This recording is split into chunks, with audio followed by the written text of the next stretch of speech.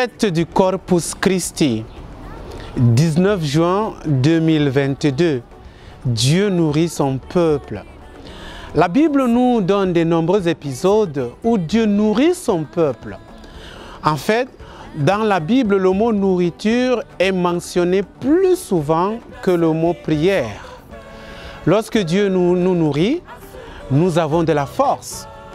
Lorsque le diable nous nourrit, nous sommes ruinés. Dans le jardin d'Éden, nos premiers parents ont préféré la nourriture offerte par Satan et ont été condamnés. Jésus, en revanche, nous a donné la nourriture de notre rédemption lors de la dernière scène. Cependant, l'Eucharistie n'est pas seulement basée sur la dernière scène que Jésus a eue avec ses disciples, mais elle est également influencée par une longue histoire de repas spéciaux célébrés par les anciens juifs et les premiers chrétiens, avant, pendant et après la vie de Jésus. Lorsque Dieu demande la libération des Israélites d'Égypte, c'est pour aller célébrer la Pâque.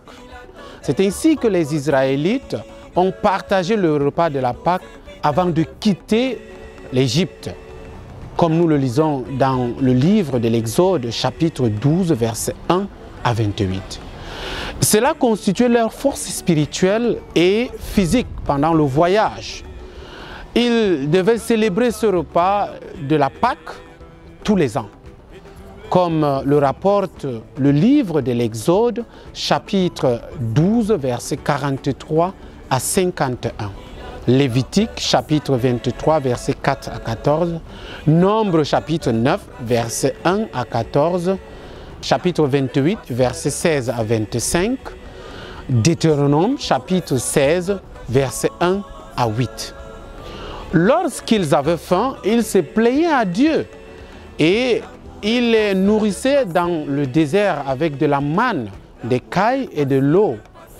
Cela leur a donné de la force pendant les 40 ans qu'ils ont passé dans le désert. Les Israélites mangèrent cette manne pendant 40 ans jusqu'à ce qu'ils arrivent dans le pays habité. Ils mangèrent la manne jusqu'à ce qu'ils atteignent les frontières de Canaan. L'Exode, chapitre 16, verset 35. La vie du roi David et du prophète Élie nous en dit encore plus. Lorsque David avait faim, il mangeait du pain consacré avec ses hommes avant de poursuivre ses expéditions. Cet exemple nous donne un indice sur la préparation spirituelle avant de participer à l'Eucharistie. Le prêtre lui donna du pain consacré car il n'y avait pas d'autre pain sous la main que le pain de proposition qui avait été retiré de la présence de l'Éternel et remplacé par du pain frais lorsqu'on les avait enlevés. Nous lisons sur cela dans le premier livre de Samuel, chapitre 21, versets 4 à 7. Dans le Nouveau Testament, le caractère bienveillant de Dieu prend vie en Jésus-Christ. Jésus a nourri ses disciples et une grande multitude. On l'a même accusé d'être un glouton ou un gourmand. Il a nourri les 5000 personnes en Galilée, comme nous lisons cela dans l'Évangile selon saint Marc, chapitre 6, versets 30 à 44, Matthieu, chapitre 14, versets 13 à 21, Luc, chapitre 9, versets 10 à 17, et Jean, chapitre 6, versets 1 à 14.